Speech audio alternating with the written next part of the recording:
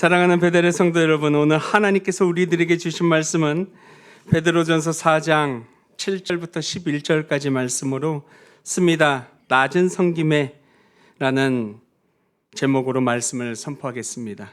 이 말씀이 선포될 때 우리들의 마음속에 성령님의 크신 역사가 함께하기를 간절히 기도하고 소망합니다. 지난주 예배가 끝나고요, 본당에 혼자 우두커니 앉아 있어 봤습니다. 한 5분, 10분, 불은 반 정도 꺼져 있었고, 어떻게 보면 교회 내부를 보면서 혼자 운치를 즐겼던 것 같습니다. 주보도 정리하고 성경책도 정리했습니다. 그러면서 드는 생각이 마냥 감사하기만 했습니다. 그리고 우리 교회가 이 자리에 있음이 너무나도 감사했지요. 오늘 주님의 성품에 스미는 성도라는 큰 흐름의 두 번째 말씀에 서게 됩니다. 지난주 우리는 순종에 스미는 신앙이 무엇인지를 다시 한번 이야기를 나눕니다. 신앙은 한순간의 바뀜이 아니라 오늘의 자리에서 드리는 작은 순종을 통해 천천히 배워드는 것이라고 우리는 고백을 했습니다. 그렇다면 오늘은 무엇입니까?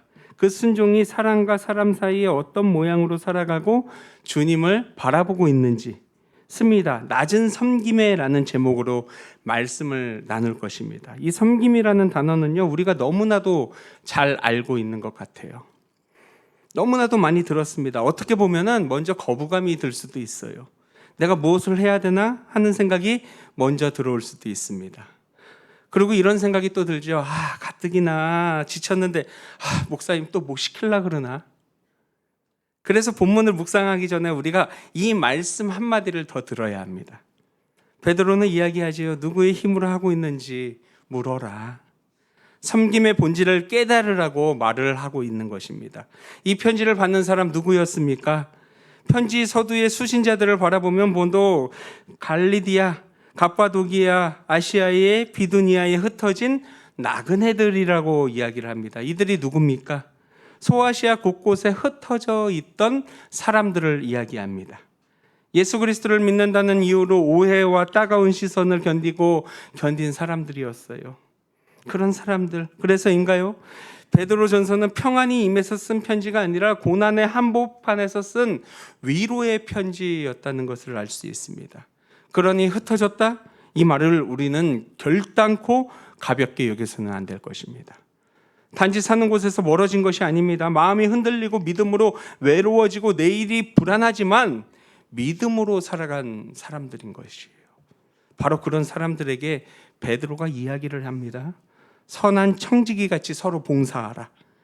흔들리는 사람들에게 짐을 준 것이 아니라 흔들리니까 서로 붙들고 사랑하고 서로를 안아줘라 라고 이야기합니다.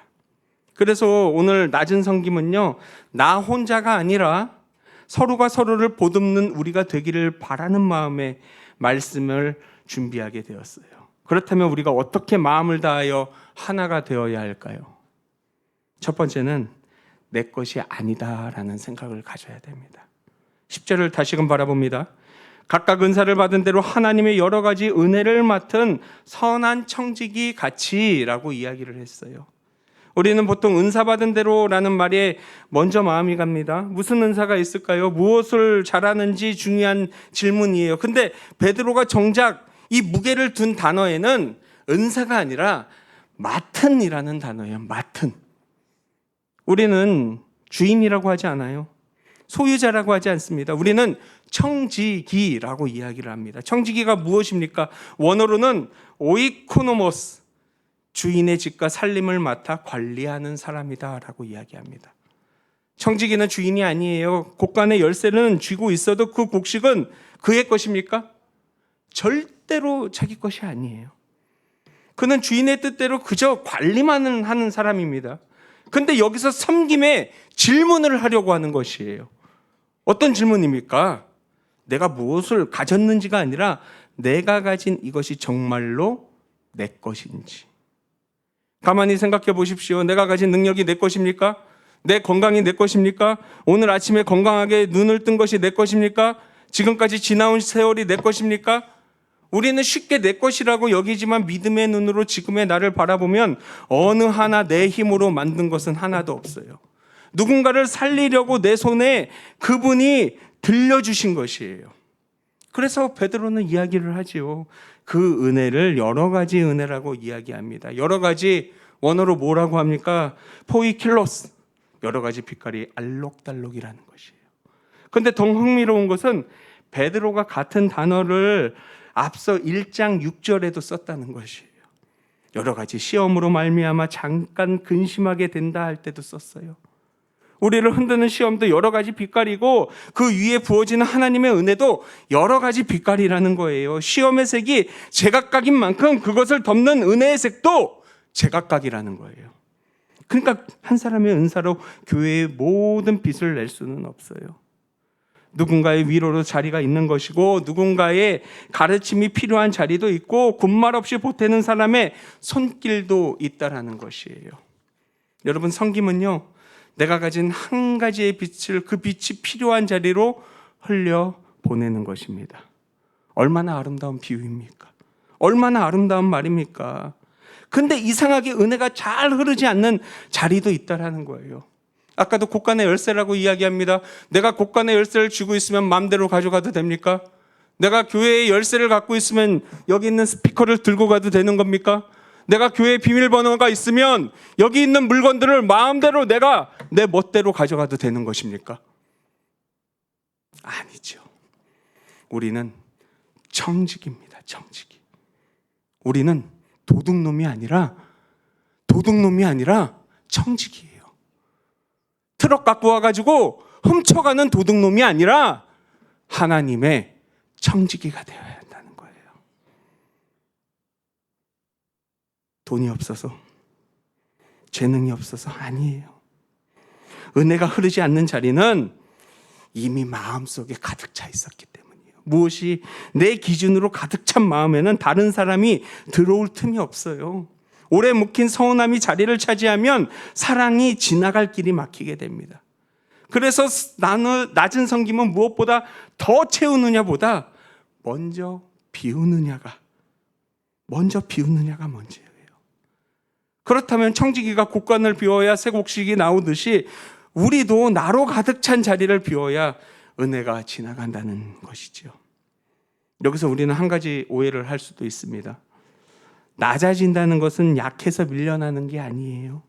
예수님을 보세요. 13장, 요한복음 13장을 보면은 그 밤의 이야기가 나옵니다. 예수께서 아버지께서 모든 것을 자기 손에 맡기신 것과 또 자기가 하나님께로부터 오셨다가 하나님께로 돌아가실 것을 아시고 자리에서 일어납니다. 겉옷을 벗습니다. 수건을 허리에 두릅니다. 그리고 어떻게 하죠? 제자들의 발을 씻깁니다. 근데 우리는 여기서 눈여겨볼 것이 있어요. 내가 누구이고 어디에서 왔고 어디로 가고 있는지 가장 분명한 그분, 그 순간에 가장 낮은 자리로 그분은 내려가셨다는 거예요. 진짜 낮아짐은 자존감이 없어서가 아니라 자신이 누구인지 알기에 스스로 택하신 것이에요. 그러니 진짜 섬김은 비굴함이 아니라 복음의 품격을 보이는 것입니다. 복음의 품격. 우리 복음의 품격을 가질 수 있는 믿음의 백성들이 되기를 소망합니다.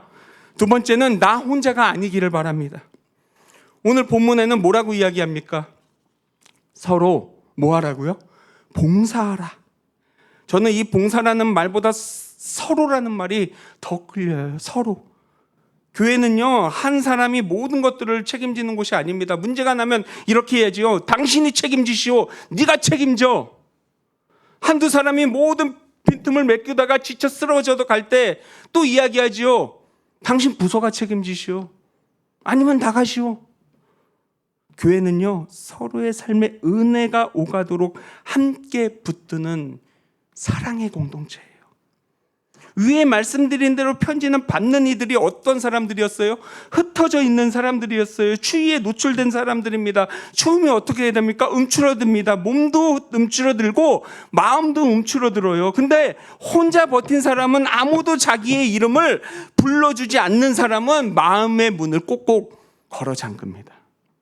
우리 교회 안에서도 마찬가지 아닙니까?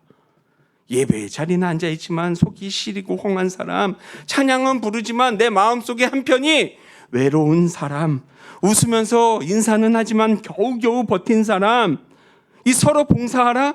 그런 사람들의 마음을 따뜻하게 해주라는 말이에요. 목사님, 누가 그렇게 합니까? 예수님이 그랬어요. 처음 만날 때부터 정답을 탁 하고 던지지 않았어요. 먼저 보셨고 멈췄고 물으시고 곁에 앉았습니다. 삭개오에게 긴 책망 대신에 뭐라고 그럽니까? 야, 너 그렇게 살아서 어떡해? 아니에요. 삭개오야, 빨리 내려와. 나 오늘 니네 집에서 잘게. 그 한마디에 삭개오는요, 죄인의 집에 스스로 들어가는 그 한 걸음에 그의 인생이 돌아서게 된 것입니다. 또 12해 동안 혈루증을 앓았던 여인의 머릿속에 숨어 옷자락만 만작거릴 때 예수님은 그냥 지나치지 않았어요. 멈춥니다. 서서 그를 찾습니다. 사람들의 앞에 그는 민구스럽게 예수님이 한 게 아니라 이렇게 얘기합니다. 딸아, 내 믿음이 너를 구원하였으니 평안히 가라. 평안해져라. 이제 너 평안해져도 돼. 근데 저는요, 딸아, 그 첫 마디에 모든 것이 그녀의 마음이 녹았을 것 같아요. 딸아. 10여 년 동안 부정한 자로 밀려났던 부정당한 그녀를 다시 내 자리로 돌려놓았던 그 딸아. 예수님의 섬김은요, 얼어붙은 그녀의 마음을 녹아내렸어요. 딸아, 삭개오야, 누구 하나 나의 이름을 불러주지 않았지만 그 따스한 이름 하나가 나의 삶을 다시금 돌아오게 만들었다는 것입니다. 저는 이 말씀을 준비하면서 예전에 제가 본 다큐가 하나가 생각났어요. 남수단 톤스에서 일생을 섬기다 세상을 떠난 고 이태석 신부님이 생각납니다. 그는 의사였어요. 마음만 먹으면 안정된 길을 얼마든지 갈 수 있었고 세상적인 말로 떵떵거리며 살 수 있었어요. 그는 사제 서품을 받아서 그의 겨울에 전쟁과 가난과 질병으로 무너진 그 남수단 톤즈로 들어가게 됩니다. 그곳에서 병원과 학교를 세웁니다. 그러나 그는 병원과 학교만 세운 것이 아니었어요. 아픈 몸을 치료하면서 버려졌다고 느꼈던 사람들의 마음을 어루만주어 줬다는 거예요. 특히 한센병 환자들을 깊이 사랑합니다. 사람들이 더럽다고 피하던 그 발, 병으로 일그러진 그 발의 모양을 일일이 종이에 본떠서 한 사람 한 사람에게 맞는 신발을 만들어줬어요. 발 하나를 붙잡는 그 손길이 그들의 마음에 사랑의 메시지를 보냈던 것입니다. 여러분 이것이 바로 섬김 아닙니까? 섬김은 내가 가진 그걸 갖고 누군가를 위에서 내려다보는 것이 아니라 내 손에 맡겨주신 은혜를 가지고 가장 아픈 사람 곁으로 옆으로 가는 것이에요. 이 이태석 신부가 톤즈에 남긴 것은 병원과 학교 같은 물질의 것이 아니었어요. 그들에게 다시 마음의 문을 두드렸고 그 문을 열게 했고 다시 웃게 했고 다시 노래하게 했고 그들에게 살아갈 이유를 품게 했다는 거예요. 작은 섬김이요, 작아 보여도요 결단코 작지 않습니다. 상처난 발 하나를 씻기는 그 손길이 한 사람의 존엄을 지키게 만들었다는 거예요. 여러분, 한 영혼을 살리게 할 수 있는 우리 모두가 되기를 소망합니다. 한 영혼을 진심으로 귀하게 여길 수 있는 우리 모두가 되기를 소망합니다. 마지막으로 세 번째는 내 힘이 아니라는 거예요. 11절의 말씀을 봅니다. 만일 누가 말하면 하나님의 말씀을 하는 것 같이 하고 누가 봉사하면 하나님이 공급하시는 힘으로 하는 것 같이 하라. 이는 범사이 예수 그리스도로 말미암아 하나님이 영광을 받으시게 하려 함이니 그에게 영광과 권능이 세세에 무궁하도록 있느니라. 아멘. 베드로는요, 말하는 사람과 봉사하는 사람을 나란히 뒀어요. 말하려거든 하나님의 말씀을 전하듯이 하고 봉사하려거든 하나님이 공급하시는 힘으로 하라. 너무나도 현실적이지 않습니까? 섬김의 자리에서 사람이 먼저 무너지는 게 뭔지 아십니까? 말이라는 거예요. 말. 지치면 말이 거칠어지고 마음이 상하면 말이 상처가 됩니다. 말로 힘이 빠지면 섬김에 마음이 사라지게 됩니다. 어느새 의무가 되고 봉사는 짐이 됩니다. 처음에는 감사로 시작했는데 어느 순간 왜 나만 이러나 싶은 마음도 있어요. 분명히 주님을 위해 시작한 일이라고 했는데 어느새 사람들의 반응에 휘둘리게 됩니다. 그때 이 말씀이 우리를 부르고 있어요. 하나님이 공급하시는 힘으로 하라. 하나님이 공급하시는 힘으로 하라. 하나님이 공급하시는 힘으로 하라.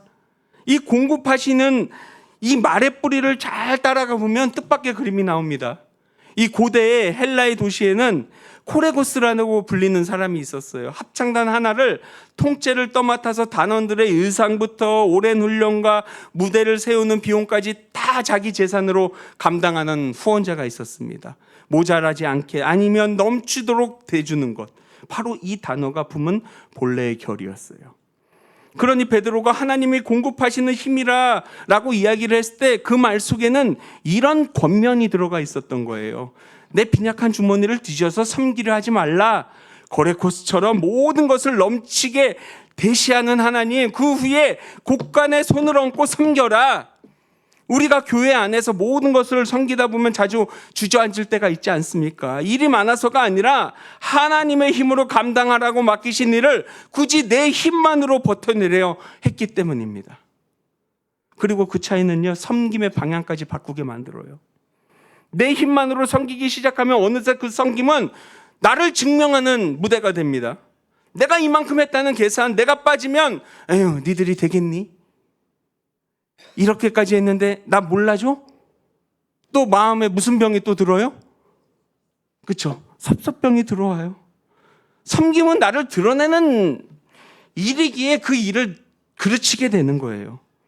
오히려 살아계신 하나님이 지나가신 자리, 그분이 여기 계셨다는 믿음의 거룩한 흔적이 남아야 하는데, 무대 위에서는 내가 아니라 모든 것을 대신 모든 값을 치르신 그분이 계신데, 다름은요, 말보다 먼저 사람들의 눈에 먼저 보이고 있습니다. 그가 섬기는 모습은 한참 지켜보면 다른 사람들의 속으로 이렇게 생각하죠. 그건 저거 성격이 좋아서가 아니라 저 사람 안에 정말 예수 그리스도가 있구나라고 느낄 수 있도록 우리의 삶이 주님으로 변해 있어야 한다는 것이에요. 본문이 가리키는 그 섬김의 종착지가 바로 그것이 되어야 한다는 것입니다. 내 이름이 새겨지는 자리가 아니라 하나님의 영광이 드러나는 자리, 범사의 예수 그리스도로 말미암아 하나님의 영광을 받으시게 하려 함이니, 이 말씀처럼 하나님이 우선이 될 수 있는 그런 자리가 되길 원합니다. 근데 지금 혹시 섬김의 자리에서 마음이 닳아버린 사람들이 있습니까? 겉으로 괜찮다 웃지만 속으로 이제 그만 내려놓고 싶은 분, 알아주는 손길이 하나 없어 서운하다가 고맙다는 말보다 지적하는 말에 10배는 크게 들어 버겁다 생각하는 분이 계십니까? 그 마음도 부끄러워하지 마세요. 지쳤다는 것은요, 믿음이 바닥났다고 하는 증거가 아니에요. 지치면, 섬기면 지칠 수 있어요. 그러나 정작 중요한 거는 지친 게 아니라 그 지친 발걸음을 어디로 다시 옮기느냐 하는 것이 더 중요한 거예요. 그때 사람에게만 기대면 상처가 한 겹 더 쌓이고, 내 의지 하나로 버티면 내 마음이 돌덩이처럼 땅땅하게 굳어집니다. 메마른 섬김은요, 다시 주님 앞으로 가져가야 한다는 거예요. 그리고 이렇게 기도해야 되겠죠. 주님, 내 섬김이 바짝 말랐어요. 제 말이 어느새 내 언어를 잃었습니다. 다시 따스함으로 주님께서 부어주시옵소서. 이 짧은 기도가 낮은 섬김의 들숨이 되는 것입니다. 섬김은요, 한번 결심하면 끝까지 굴러가지 않아요. 날마다 새로 받아야만 하는 것입니다. 이스라엘의 그 백성들의 광야의 모습들을 기억해 보십시오. 그들이 만나를 얼마치를 거뒀어야 했습니까? 하루치. 역시 우리 권사님 최고예요. 하루치를 거둬야 했어요. 아끼는 마음에 이튿날 목까지 쌓아둔 그 만나는요, 어떻게 됩니까? 벌레가 들끓고 악취가 납니다. 어제 받은 은혜를 곳간에 묵혀놓고 오늘을 버티려고 하면, 섬김은 그 한 번 결심하면 끝까지 굴러가는 길이 아니에요. 날마다 새로 받아야만 갈 수 있는 길이에요. 그 섬김도 어느 순간에는 상해버립니다. 그렇다면 우리에게 필요한 것은 어제의 사랑이 아니라 오늘의 사랑이라는 거죠. 어제의 인내가 아니라 오늘의 인내가 필요한 것입니다. 오늘 새로 들리는 말씀, 오늘 다시 임하는 성령의 도우심이 필요한 거예요. 그러니 진짜로 낮은 섬김은 기도 없이 이를 꽉 깨물고 이러는 열심이 아니라 아침마다 빈손을 주님께 내미는 거룩한 일이에요. 이런 섬김의 사람의 결이 이제는 다르다는 거죠. 완벽하지 않아도 그럴 때일수록 하나님의 예수 그리스도의 향기가 배어나고, 크지 않아도 소금 깊고 소리 없이 조용해도 오래 남게 되는 것, 하나님이 주시는 힘으로 섬긴다는 말은 늘 가슴이 뜨겁게 들끓는 것이 아니라 아무도 알아주지 않아도 하나님 한 분 앞에서 조용히 주님만을 충성하는 것. 그런 사람이 지나간 자리에는 평안이 고입니다. 평안이. 그가 다녀간 뒤에는 누군가 슬그머니 다시 일어설 힘을 얻게 됩니다. 그것이 바로 하나님이 공급하시는 힘이 남기고 간 거룩한 믿음의 흔적이라는 거예요. 말씀을 정리합니다.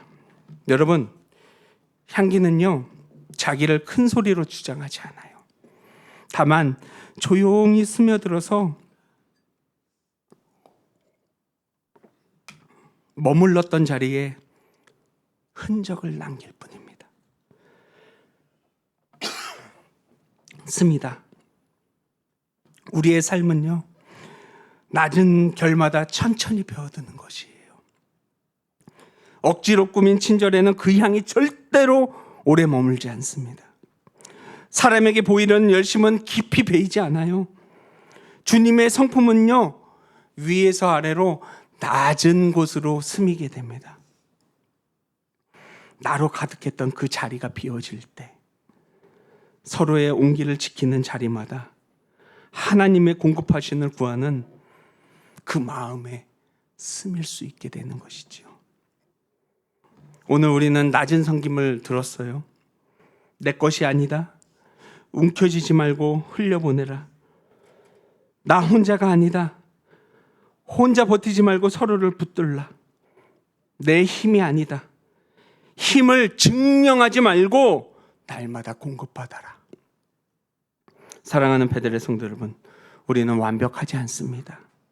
사랑도 부족하고 인내도 짧고 섬김도 자주 흔들립니다. 그러나 하나님이 부족한 우리를 통해 은혜를 흘려보내시고 낮은 자리에서 드린 섬김은 결단코 작게 보지 않으셔요.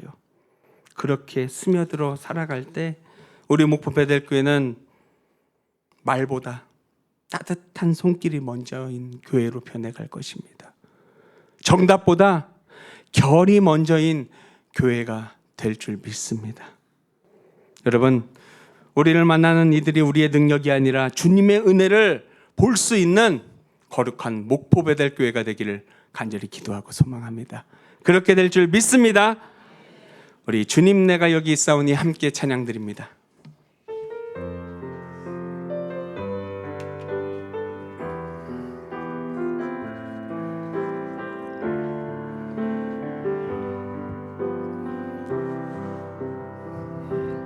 주님 내가 여기 있사오니 나를 손내소서.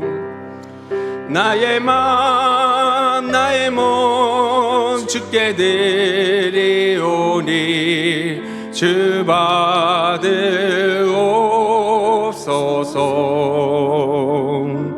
주님 내가 여기 있사오니 나를 써주소서.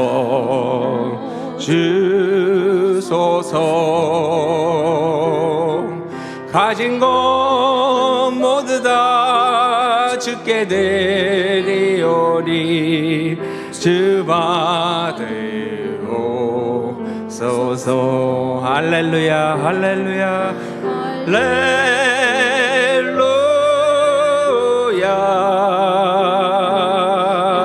할렐루야.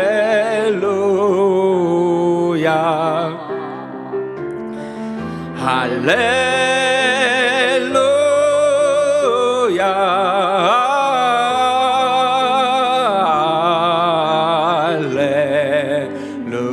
할렐루야 할렐루야 할렐루야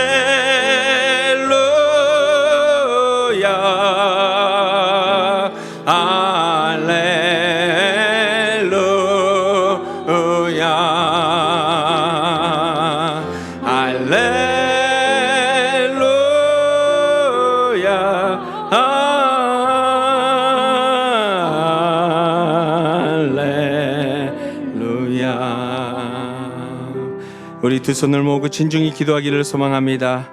나는 지금 내 것이 아닌 은혜를 내 것처럼 붙들고 있지 않았는지, 나는 지금 내 결에 지친 사람들 그냥 지나치고 있지는 않았는지, 나는 지금 내 힘으로 버티는 섬김이 아닌 하나님이 주시는 힘으로 섬기고 있지 않았는지, 이 시간 마음을 담아 주님의 음성에 귀 기울여 보도록 하겠습니다.